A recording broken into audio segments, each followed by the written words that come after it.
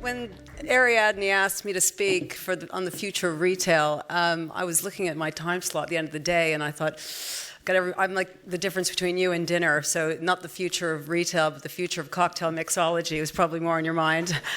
But I failed to see who I was speaking after. So Lord Ashdown, I mean, she's the best speaker of the day.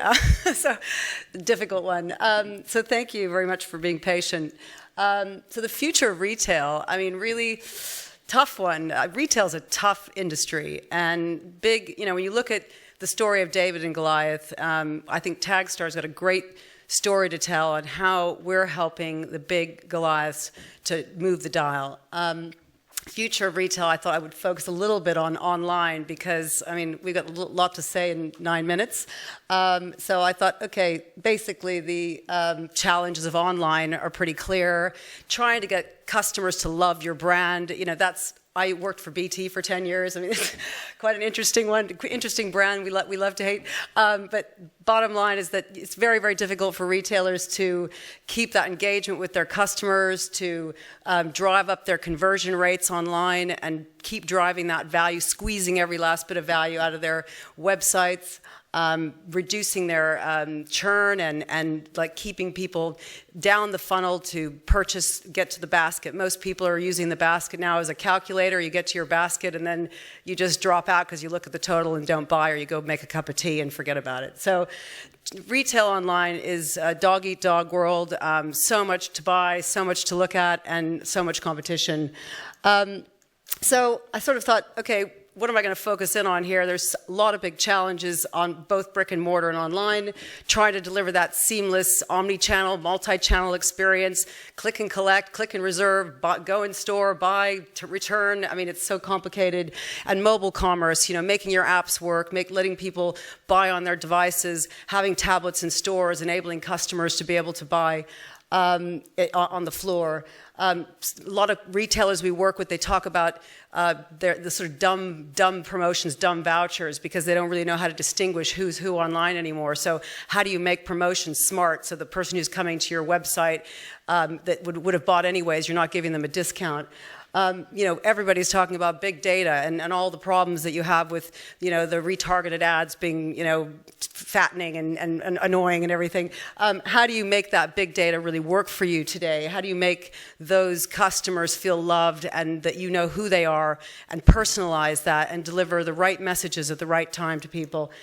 I mean, logistics, localization, globalization. I mean, it's a difficult world, retail. And I kind of thought to myself, but really, what is it? That retailers have to drive profitable revenue. And so top line, bottom line, what actually makes people buy? I mean, what is it that drives people to buy things? And so I just thought, let's just boil this down and focus in on, back in the 50s, if we put on our Julie's historical glasses and look backwards so we can look to the future, it was all about what the Joneses had. I mean, just wanting to have what your next door neighbor had. They didn't have, it was post-war consumerism. There was maybe a few color TVs, a little bit of print ad, but really, what really makes people want to buy is what other people want to buy. So, we're all consumers with iPhones. We all want to be different, but we all want the same thing. So I was thinking to myself, well, fast forward, put on your Google Glass, fast forward to the modern family. Has it changed much? I mean, now retailers have to appeal to baby boomers, to generation X, Y, Z, millennials, screenagers, screen faces. I mean, they're all looking to the same thing, which is validation, social proof in terms of what we want to buy. Behavioral economy, as we heard today from Ronan.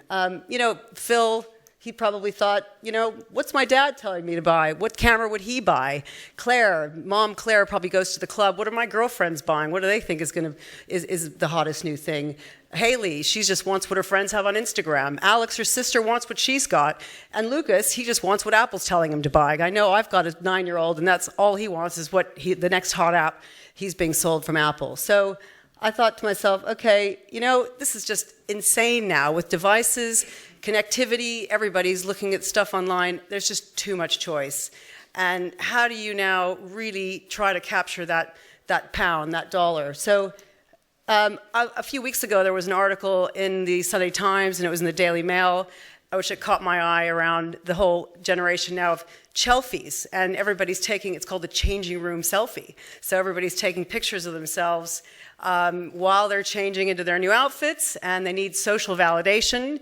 They need to know that 3 people on their Facebook page like what they're trying on, okay?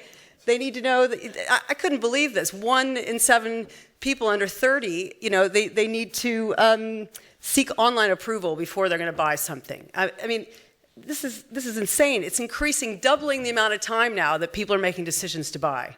So how are retailers going to compete trying to drive people online to make a decision? And as Dr. Birolotti mentioned earlier, Professor Birolotti mentioned earlier today, you know, there's no logic behind why people are buying trends. I mean, it's not about necessarily price. Maybe it's price driven, but really it's about I want what other people have or what my friends think is okay. So I thought, okay, this is a great opportunity for me to plug Taggstar. And I looked at a situation about 3 nights ago. I had to buy a toaster for my flat in Brighton. I have a holiday let. And this is a true story. This is my storytelling. I have a flat where I had to get a new toaster, and I wanted to get a 4-slice toaster, had 50 pounds in mind, and I went on to Argos, one of our customers, and I decided to look online about 11:30 at night. There's 115 4-slice toasters, and I'm a busy woman, and I decided to, I don't know, look around online, went back to the site, and up popped, you know, the Taggstar messaging, and voila, I got Taggstar, and there's our toaster that I purchased as a result of getting this messaging that came through to me that told me, you know, how many people are buying the toaster, how many people are looking at it, what the rating was. It gave me a consolidated view on 95% of people who rated this item gave it 5 stars. So Taggstar, just to introduce the company, is it's a startup, but we're the David who's pitching to very, very large retailers in the UK. We work with Shop Direct. We're working with Argos. We're working with Thomas Cook. We're working with companies globally, out of Asia, out of the US. So we're a very, very small SaaS company that are delivering very, very big results for retailers who need to focus on their core business. And you probably remember during Black Friday last year, the phenomena that's kind of hit the UK, that's come over from the US. You know, it's huge. The shopping day, it's bigger than Boxing Day, and all of a sudden now the websites are crashing. The retailers can't maintain the amount of sales that they're trying to provide to customers on this day. So Taggstar, we maintained a scalable product and helped deliver messaging for the customers even during the biggest trading day of the year. We have a solution which delivers these real-time messages that are increasing sales rates by up to 10%.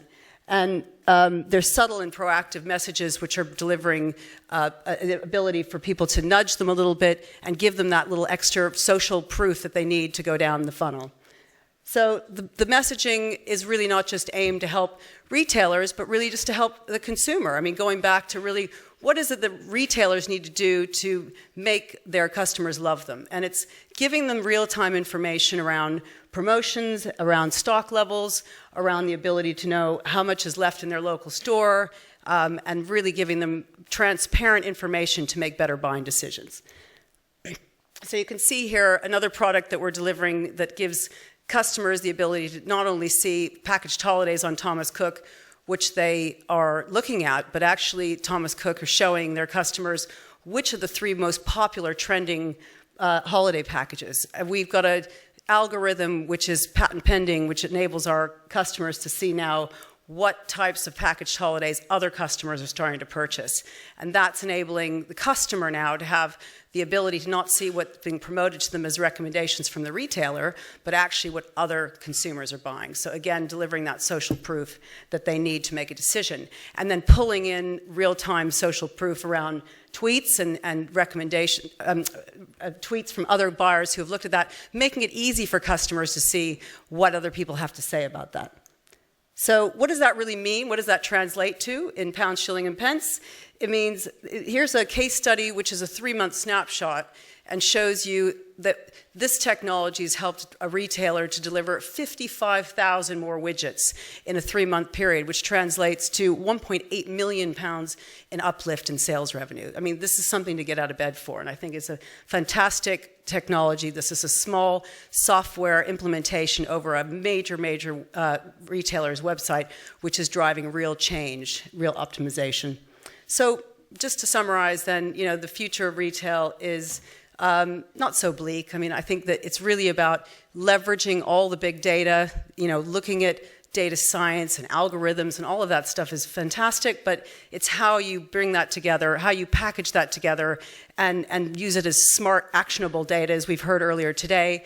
It's about how do you take that and really start to personalize the experience for your customers online, really start to look at how to make, I had an experience with, I'll mention it was John Lewis. I bought a refrigerator from them, and their delivery system didn't work for me that particular time. We love John Lewis, but it was that particular experience which I had a terrible delay, and they ended up having to give me back quite a bit of money, etc. So they dealt with me very well, but when I went back to buy something online, it'd be great to have a message that said, not necessarily how many refrigerators are left, but hey, 95% of people who bought this item had a next day delivery. So really trying to,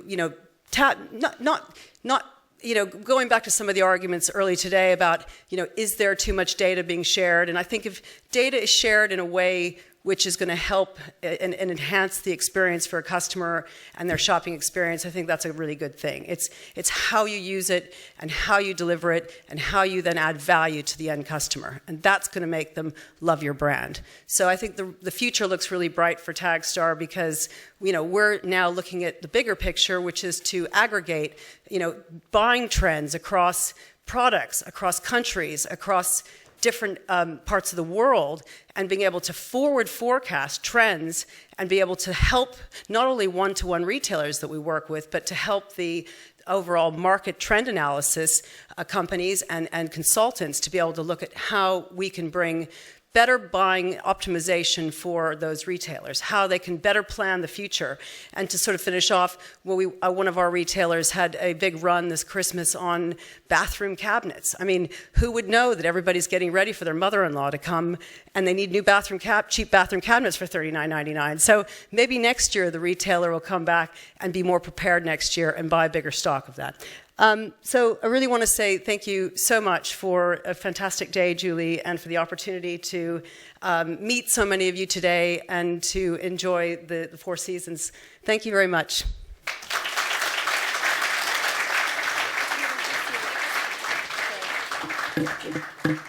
Oh, here we go. Wonderful. I think we all knew we were onto something with Taggstar when our clients, customers, started to want to invest in the business. I think that was a good sign. So, next entrepreneur is also in the retail space. She's been actually working in the technology industry for 15, 20 years, and it's really that understanding of technology that makes the longest stay work. I ask you to welcome and bring to the stage Sherry Roberts, the founder CEO of The Longest Stay.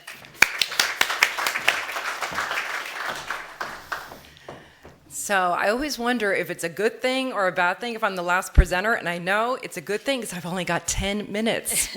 And I really am going to talk only for 10 minutes. So yes, I'm Sherry Roberts. I'm the CEO and founder of a company called The Longest Stay. So just an intro about my company. I'm not going to go on about my company because that's not what I'm here to do today. I'm here to tell you about the future of retail. But my company is an online retail. So it's an e-commerce website.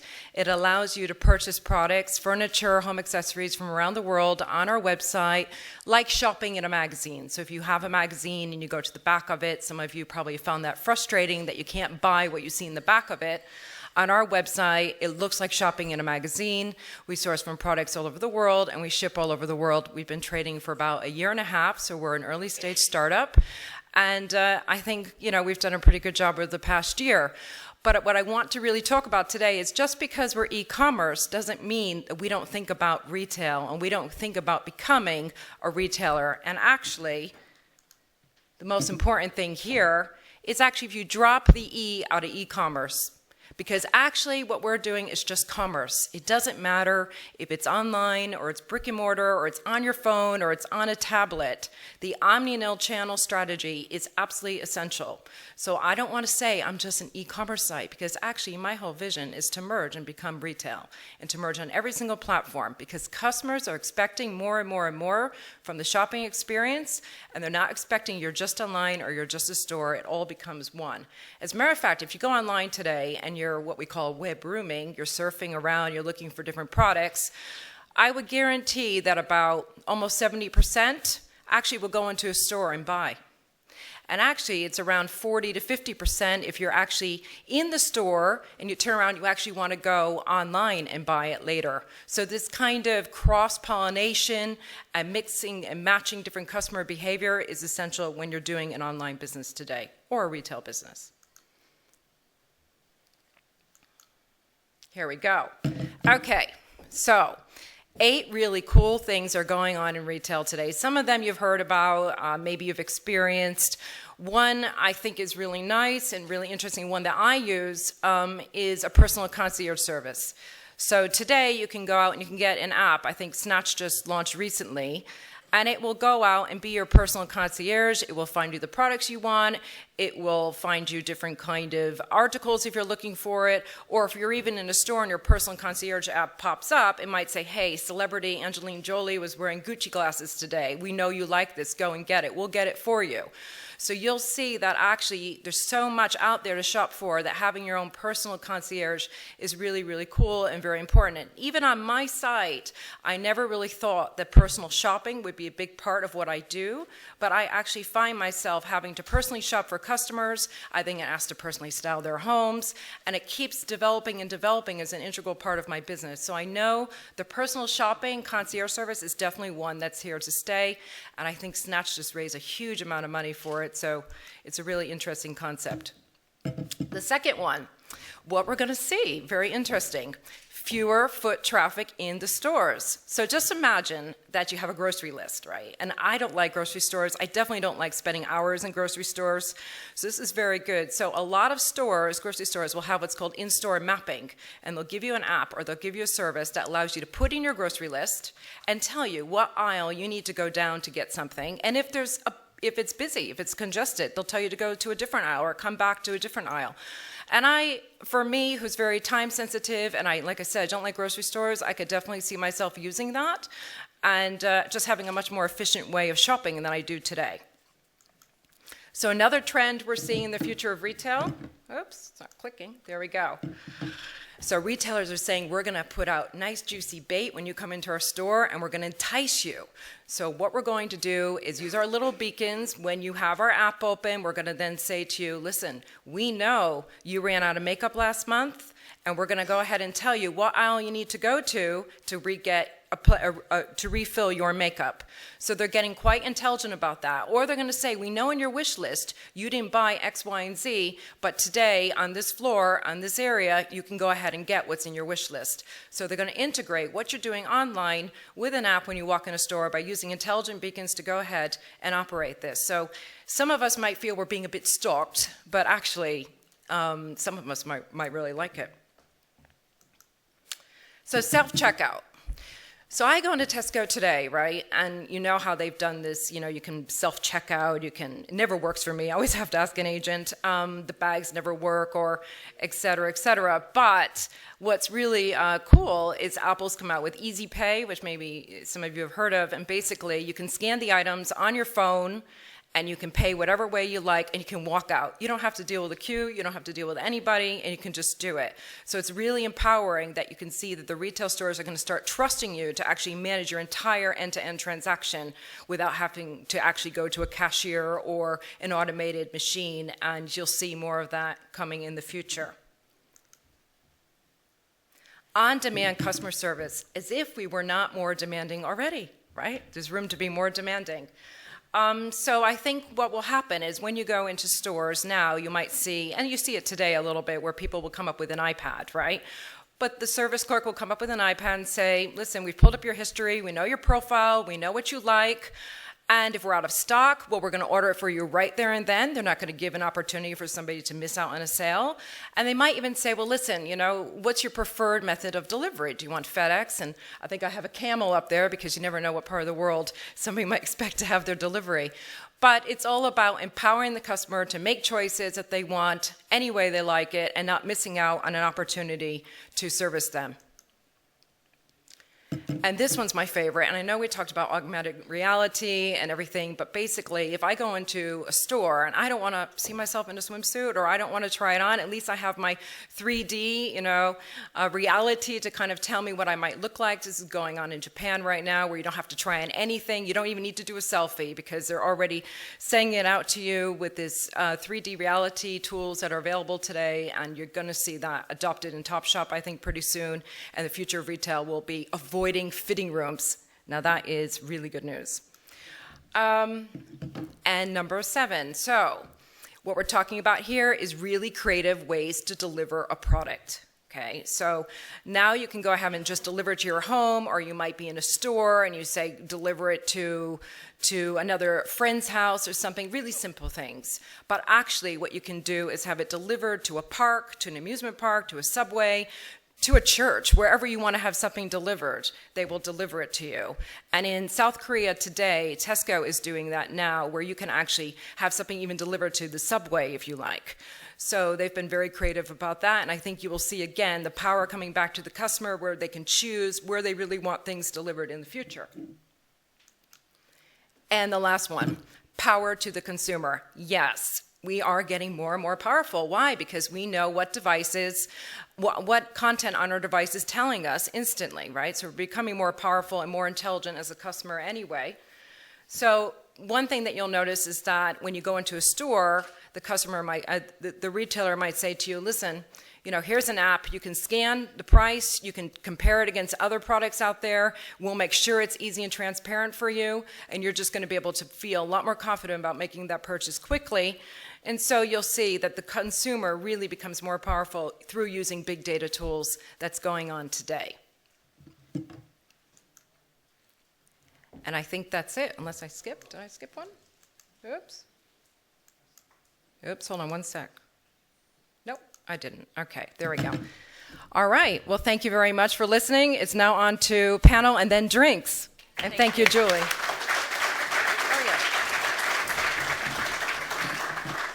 And if I can have 2 of our other portfolio companies come up to stage, Glenn Dormeau of Playcart and Henry Lawson of Autograph, to wrap up on the future of retail.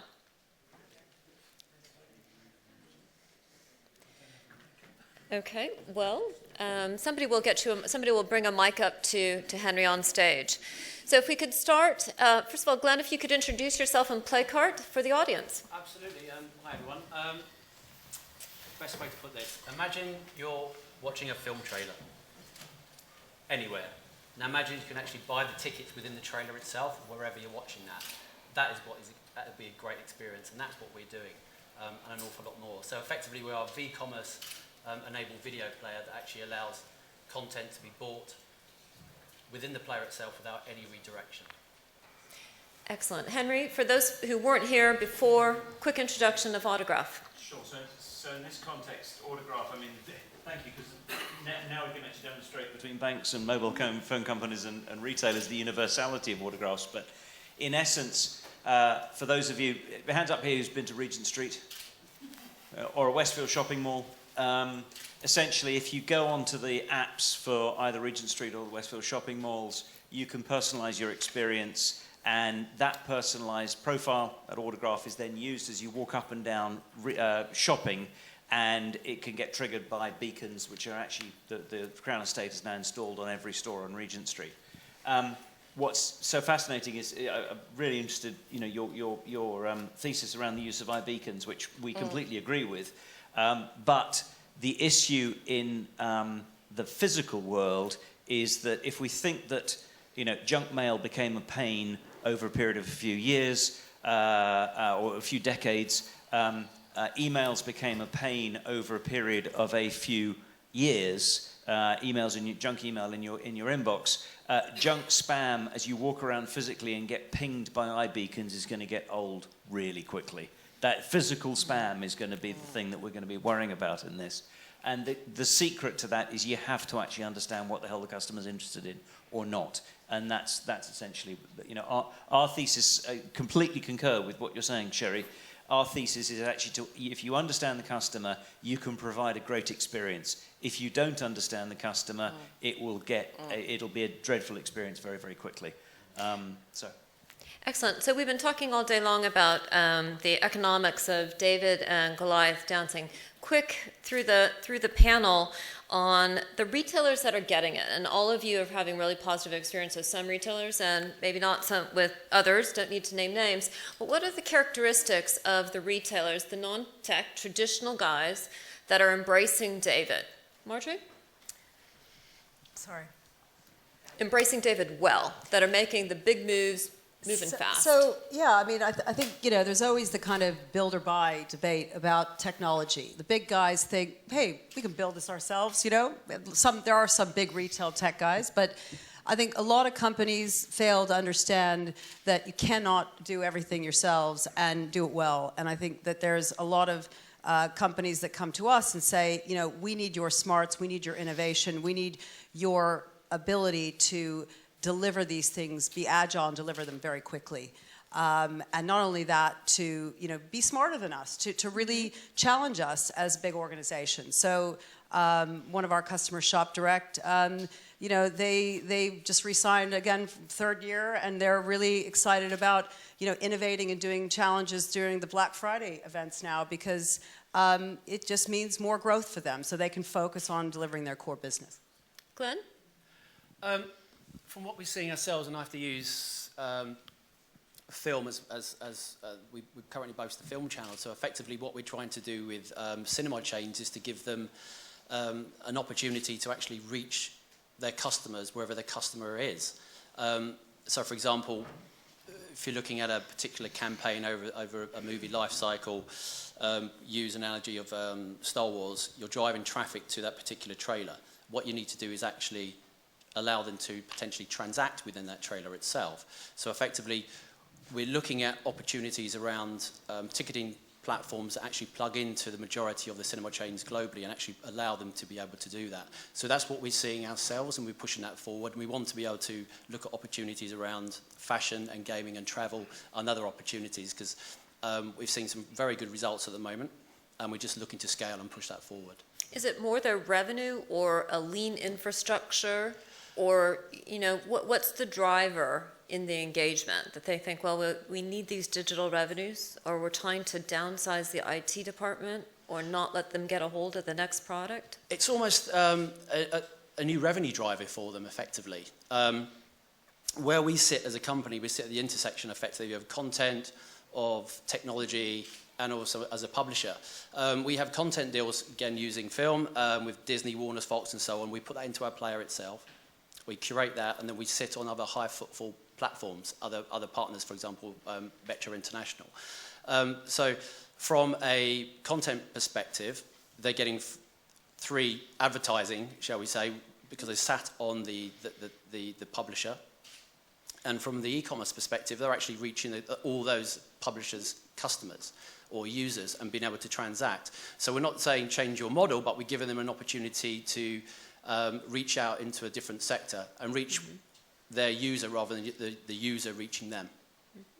Now, Sherry, knowing your backstory as I do, I know that you spent a long time developing relationships with high-end furniture designers, manufacturers, and so forth that had not gone digital, etc. What's that been like? And is that niche? Is there a big play for actually working with artisan craftsmen and so forth? How do you see that?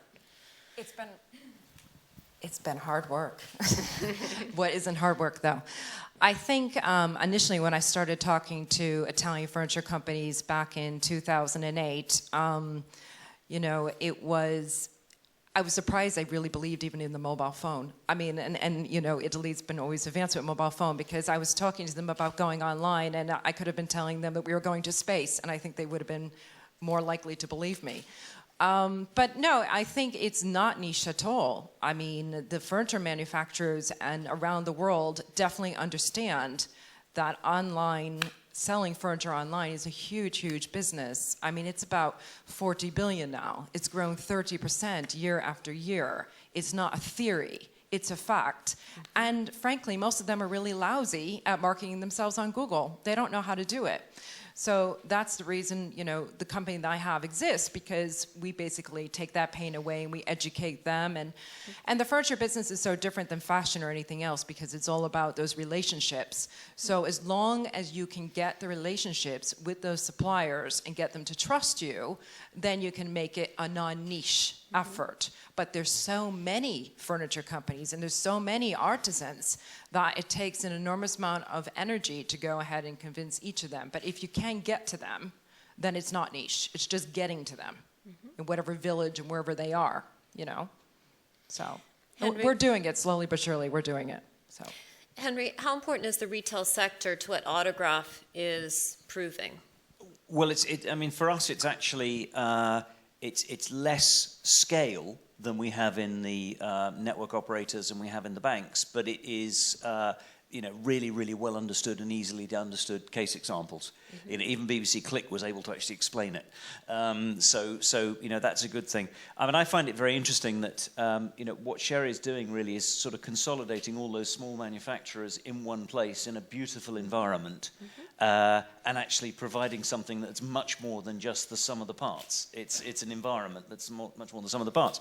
Arguably, Regent Street and Westfield are physical analogues of the same thing, and it's, you know, to your question about you know, who's doing it well and who's not doing it so well.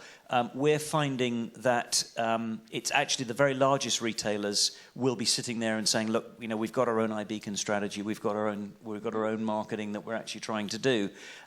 Some of the very largest actually avoid it, and some of the smallest are, you know, similarly, like, you know, we're going to Mars as well. It's that kind of thing. It's the middle group who are really, really interested in doing this and prepared to take that risk. And you actually see, you know, super levels of innovation around some of the restaurants down on Heddon Street. You see some of the really good innovations around some of the key retailers in that middle ground in retail. To wrap up, without thinking about it too much, what's going to be the most surprising thing about retail? We're here in 5 years. You guys are on stage. You're updating the audience on your business. What's going to be the most surprising thing you're just going to have to share? Marjorie? Well, I'm going to have to say that I can't predict the future. That's a really tough question. And in terms of our business, as I mentioned before, we've got the ability to start to predict the future with trends. We can start to look at what people are doing now and start to look at that as an aggregate total, as I mentioned earlier, and look at how those trends are going to apply to those future buying decisions. When I used to source out of Asia, I worked in Hong Kong for 12 years, and I used to source for Esprit and Guess Jeans, and we used to have to buy 6 to 12 months in advance and have to ship fabric from China down to Bangladesh and have to manufacture and ship it to the States, and all that would take a year. So if you can imagine that if you have to predict trends, you know, this is 15 years ago. So back then, you know, these people had to take big commercial risks in buying fabrics and then having to make sure that by the time they hit the stores, they were going to sell.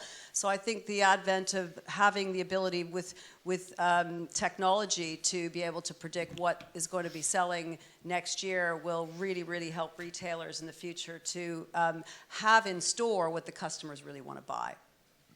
Sherry? I'm glad you went first. You know, when I was doing this presentation, I kept thinking, what is it? What is the big thing, you know? And I just kept seeing these, you know, kind of quirky things. I mean, I just know we're going to be able to shop everywhere, anytime, have it delivered anywhere we want, anytime. And I'm talking about ordering, you know, matchbooks to 50,000-pound sofas and having it delivered anywhere. And if you're on space, it will be in space.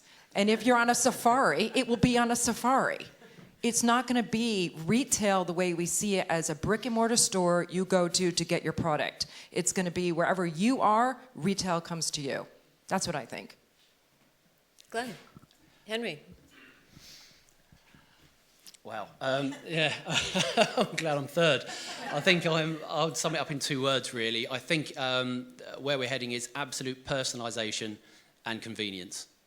So it's effectively summarising wherever you are, get it, and before you even know you need it, it's arrived.